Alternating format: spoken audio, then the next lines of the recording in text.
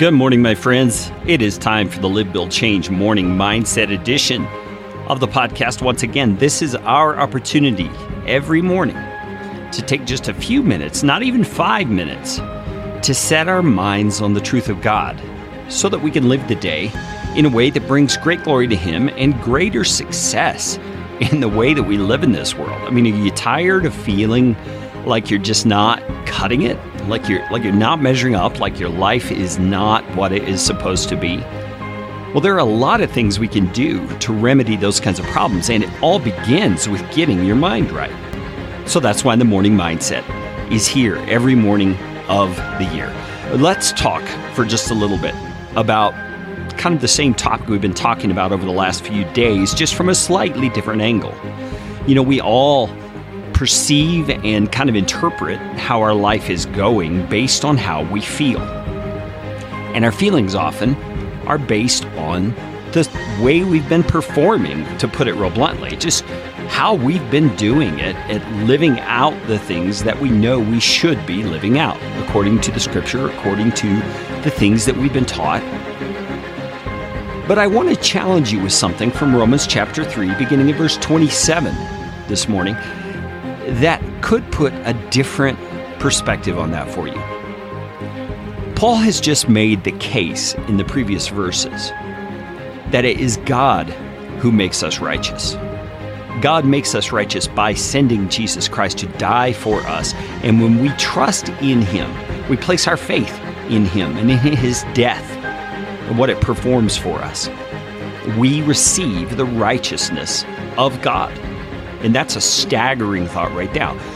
So stop for a moment and just let that sink in. If you've placed your faith in Jesus Christ, you have the righteousness of the most holy God. You have it. It is yours. You are a righteous person, just as God Himself is righteous. Now that just blows my mind to think about that. So let me ask you a very simple but logical question based on that truth. Where does your performance come in that whole issue of you being righteous? Well, it doesn't come in at all, does it? Because God has made you righteous, and all the work that was done to make you righteous was done by Jesus Christ. Do you see? There's nothing left for you to do in order to be righteous in God's sight. Man, I kind of feel like we should just stop right there.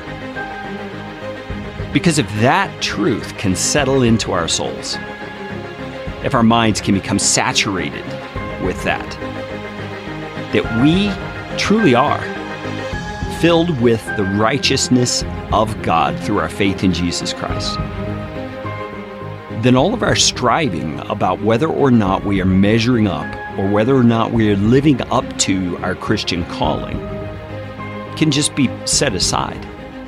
That's not the issue, is it?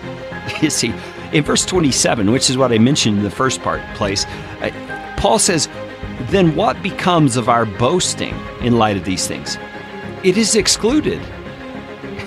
That's what I'm saying. He says, by what kind of law? By a law of works? He says, no, by the law of faith. For we hold that one is justified by faith apart from the works of law.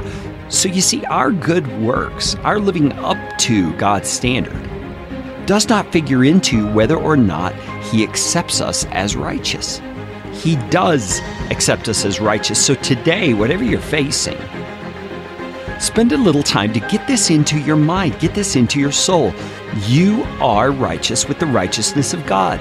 This day, whatever it is in God's mind, is not about you performing to make Him happy. It is not. It is about something else. And let's start digging into what that something else might be on tomorrow's morning mindset. But for today, remember, you have the righteousness of God because of your faith in Jesus Christ.